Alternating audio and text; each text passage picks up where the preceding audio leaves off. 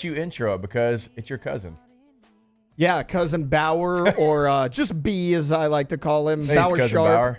Yeah, the LSU tight end. LSU gives out, every offseason, whether it's workout, conditioning, they combine it. They call it the Freak of the Week. And the first one of this season goes to Bauer Sharp. The week is a guy that represents the team. Kicks ass in the weight room, on the field, in the locker room. Does the right thing as far as leadership goes across the board. Holds himself and others accountable on a daily basis, right? But our first getting ready. 2025 Freak of the Week is Bauer Sharp. Where you at?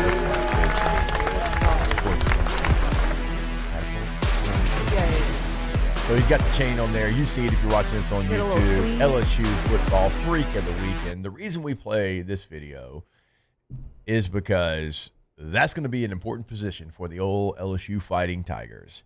You just lost a second-round draft choice, a tight end that had every single record possible for tight ends in school history.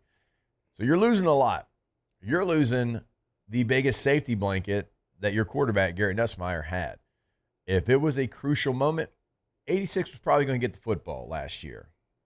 All right, so you're trying to replace somebody that was very productive for you in the locker room, on the field, with the quarterback.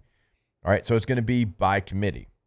We know you got Trey Green, who is a freak athlete. He played a lot of receiver last year. They're trying to move him back. He's going to be your F, right? He's going to be the guy a la Antonio Gates, Travis Kelce in the slot, trying to create that mismatch. Is he going to have to do some blocking in the run game to be effective? Absolutely. Does he need to get better there? Absolutely, right? He's a freshman. He is somebody that has always been probably the point of focus in the offense. The role is going to change. Is he up for the challenge? Sounds like he is. Every coach that you talk with, talk about his offseason, what he's done to try to get ready. All right, so then you got Bauer Sharp, who's coming over from Oklahoma, has played a ton of football, right? Starts at the FCS level, gets to Oklahoma. Now he's at LSU. We're talking about somebody that is a redshirt senior. He has been through the fire. He has played a ton of plays. He is going to be your mixture, right? He's going to be that guy that does a little bit of everything. He's going to be a Y. He's going to be an F. He's going to move around. He's going to have his hand in the dirt, probably going to line up at H-back and play like a pseudo fullback role. Like that's going to be what he's asked to do, a little bit of everything. And then you've got Donovan Green coming over, junior transfer from Texas A&M, who he is going to be somebody certainly that's going to fit more into that Y role of having his hand in the dirt, connected to the offensive line, kind of inline blocking. So you've got somebody for everything.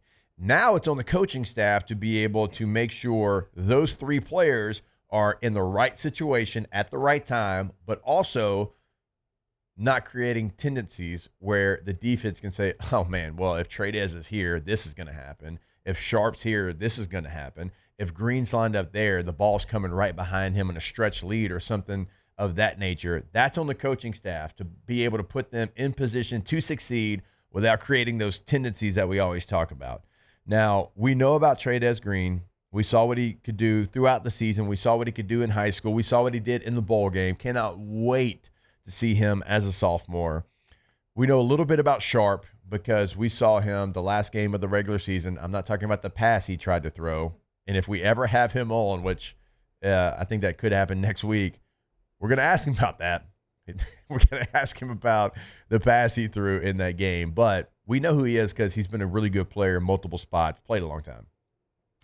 For Donovan Green, he's a little bit more of an unknown, okay? But all I can tell you is when Jimbo Fisher was the head coach at A&M, as a true freshman, he played a lot of snaps. Now, with the new regime, they come in. Elko did not play a lot as a sophomore, right? I have been through Jimbo's offense.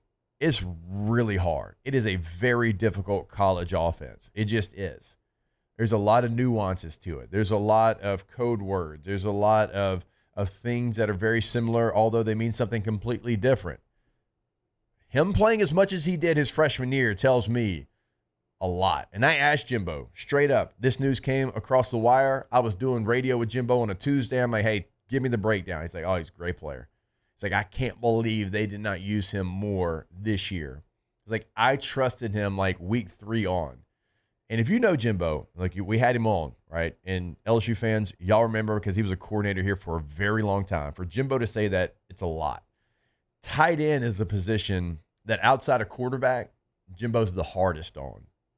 I don't know why that always happened, but every tight end that we had at LSU, and we could call up Keith Zinger, we could call up David Jones, we could call up Easy E, we could call up, any like Dick Dixon, like we call up any, and they'd be like, yeah, man, Jimbo was tough on us. It was a position he was always hard on. So all those things combined, right? Because we know more about Sharp, we know more about Green, Trey Green.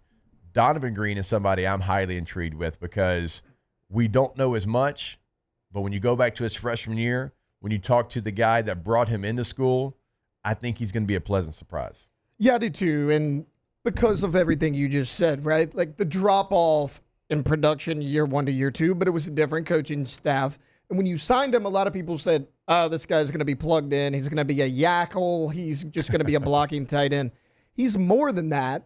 And then going back a little bit to Bauer Sharp, you were talking about, okay, they got to not get into too much of a tendency of this is going to happen. Like you go back in spring, there's a lot of formations, Bauer Sharp, Trey Green on the field at the same time. Like that's something LSU likes to do. And then you have J.D. LaFleur coming in, a freshman tight end. LaFleur. 6'7", 263 on the LSU roster, by the way. Like that's a big guy as well. You lose Mason Taylor, but I mean, Jake, top to bottom, this tight end room could be better than it was a year ago. No, I don't disagree with that. You were very thin at that position. It's what we talked about. Yeah. We were talking about the other day in the expectation for this team, and we were talking about the roster, and I had some pushback on that. Like, the roster has always been loaded. The roster's had front-end talent. Yeah. JD5, Malik, BTJ. Yeah, sure. They're changing the game in the NFL. I'm talking about what Taylor just said.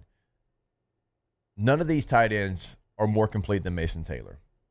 I'm not going to argue that. But in the totality of the room, you have more pieces than you had a year ago. Tight end's one of the positions we're talking about. You were uber thin there, right? And so now that looks a little bit different, and I'm excited.